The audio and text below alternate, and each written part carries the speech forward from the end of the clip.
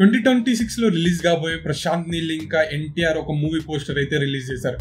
Poster ని detail గా గమనిస్తే మనకి కొన్ని డీటెయిల్స్ అయితే కనిపిస్తాయి. లైక్ మూవీ ఏ టైం పీరియడ్ లో సెట్ అవ్వబోతుంది, మూవీ యొక్క backdrop, movie story line ఏమి ఉండబోతుంది, movie A part of the world లో జరగబోతుంది అని ఇలాంటి కొన్ని డీటెయిల్స్ కనిపించినట్టు చూపించినట్టు అయితే పోస్టర్ లో మెన్షన్ చేశారు. మరి ఏమనుకున్నారేమో కానీ ఎవరు చూడాలనుకున్నారో లేకపోతే చూసి మనలాగా డిస్కస్ చేస్తారనుకున్నారేమో కానీ here we are discussing, reviewing, decoding NTR Neel's movie poster. Poster ని డీటెయిల్ గా గమనిస్తే మనకి కొన్ని పేర్లు అయితే కనిపిస్తాయి. Like him, Bhutan, Bengal, Siliguri, 1969, golden triangle.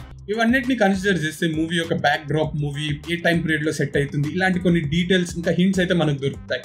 First of all movie ఏ టైం పీరియడ్ లో ఇంకా మూవీ ఒక రీజన్ ఏదై ఉంటుందో అని తెలుసుకోవడానికి హిమ్, 1969, భూటాన్, సిల్గిరి, బెంగాల్ ఇలాంటి పేర్లు చూసుకుంటే ఒక హింట్ అయితే వస్తుంది. ఏంటంటే movie north eastern part of the ఇండియాలో సెట్ అయి ఉంటుంది, అది కూడా 1969 టైం పీరియడ్ లో సెట్ అయి ఉంటుంది అని హింట్ అయితే దొరుకుతుంది. అండ్ మోస్ట్ ఇంపార్టెంట్ పేర్లు 1969, Siliguri, golden triangle and poster లో మెన్షన్ చేయండి గోల్డెన్ క్రెసెంట్. ఈ 4 పేర్లు మనకి మూవీ యొక్క backdrop, movie story line ఏముండబోతుంది అనేది మనకి డీటెయిల్ గా హింట్ ఇస్తుంది. అయితే గోల్డెన్ ట్రయాంగిల్ అనే రీజన్ లావోస్, మయన్మార్, థాయిలాండ్ మధ్యలో ఉన్న హిల్లీ రీజియన్ ఎక్కడైతే ఓపియం ప్రొడ్యూస్ చేస్తారు ఆ రీజియన్ ని గోల్డెన్ ట్రయాంగిల్ గా డిక్లేర్ చేశారు. ఎందుకంటే ఆ టైంలో ప్రపంచంలో ఉన్న ఓపియం, హెరోయిన్, డ్రగ్స్ మొత్తం ఈ రీజియన్ నుంచే ఎక్స్పోర్ట్ అయ్యేవి. It was known to be the region which produces most opium in the world. Mid 20th centuryలో this region was known to be the most opium producing region in the world. అదే టైంలో golden crescent అనే region almost same amount of opium ని produce చేసేది, competing with the golden triangle. Throughout the decades ఈ రెండు region compete చేసేవి in terms of producing opium for the world. ఇండియాకి west లోనేమో golden crescent, ఇండియాకి ఈస్ట్ లోనేమో గోల్డెన్ ట్రయాంగిల్. ఈ రెండింటి మధ్యలో ఇండియా. అయితే మీరు అర్థం చేసుకోవచ్చు ఇండియాలో ఆ టైంలో డ్రగ్ ట్రాఫికింగ్ ఇంకా క్రైమ్ రేట్ ఏ విధంగా ఉండేది. మూవీలో గోల్డెన్ క్రెసెంట్ గురించి మెన్షన్ చేయకపోవచ్చు, మోస్ట్లీ గోల్డెన్ ట్రయాంగిల్ గురించి ఎక్కువ ఫోకస్ చేస్తుండొచ్చు. There are highly chances of showing golden crescent as well. ఎందుకంటే ప్రపంచంలోనే ఎక్కువ ఓపియం ప్రొడ్యూస్ చేసే రెండు రీజియన్స్ ఇండియాకి దగ్గరలోనే ఉన్నాయి. అండ్ మూవీ యొక్క స్టోరీ లైన్ కూడా డ్రగ్ కి రిలేటెడ్ ఉంది కాబట్టి there are chances of showing golden crescent as well. Golden triangle లో ప్రొడ్యూస్ అయిన హెరోయిన్, ఓపియం ఇంకా drugs throughout the world export అయ్యేవి. ఆ టైంలో జరిగిన వియత్నాం వార్ లో ఉన్న ఆఫ్రికన్ అమెరికన్ సోల్జర్స్ హెరోయిన్ కి అడిక్ట్ అయ్యారని తెలుసుకున్న US mafia leaders golden triangle నుంచి హెరోయిన్ ఎక్స్పోర్ట్ చేసేది.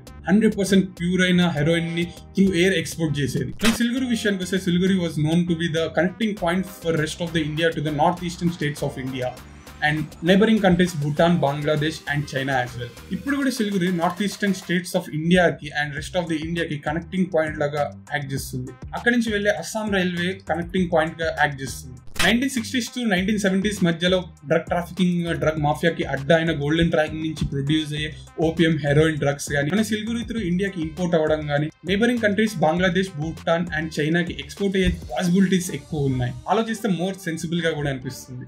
అయ్యే ఛాన్సెస్ ఉన్నాయి ఆర్ మేబీ నాట్. కేజీఎఫ్ లోనేమో గోల్డ్, సలార్ లోనేమో గన్స్.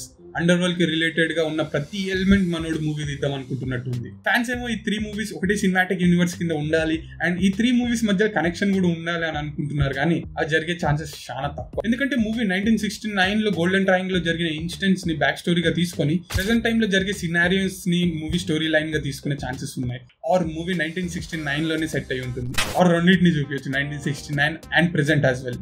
కేజీఎఫ్ అండ్ సలార్ లాగా మూవీ డిస్టోపియన్ వరల్డ్ లో చూపిస్తాడా ఏంటి? చూపియాలి. యాక్షన్ సీక్వెన్సెస్ ఒక రేంజ్ లో ఆదరాలంటే డిస్టోపియన్ వరల్డ్ అని చూపియాలి. లేదా రియల్ గా జరిగిన ఇన్సిడెంట్స్ ని ఒక రియలిస్టిక్ వేలో ప్రెజెంట్ చేస్తాడా? అది జరగదమ్మా. ఆర్ మరి ఆ టైంలో జరిగిన రియల్ ఇన్సిడెంట్స్ ని మనోడి డిస్టోపియన్ వరల్డ్ లో సెటప్ అయ్యేలా చూపిస్తాడా? అది చూడాలంటే ఇంకా మనం చాలా టైం వెయిట్ చేయాలి. 2026 అంటే ఫస్ట్ లుక్ లు, గ్లింప్సెస్ లు, టీజర్లు, ట్రైలర్లు ఇలా ఎన్నో వస్తాయి. అవన్నిటిని రివ్యూ, డీకోడ్, డిస్కస్ చేయడానికి నేను ఇక్కడనే ఉంటా. అవన్నీ మిస్ కావద్దంటే నా ఛానల్ ని సబ్స్క్రైబ్ అవ్వండి. వీడియో ఏ విధంగా నచ్చినా కూడా షేర్ చేయండి, లైక్ వేసుకోండి.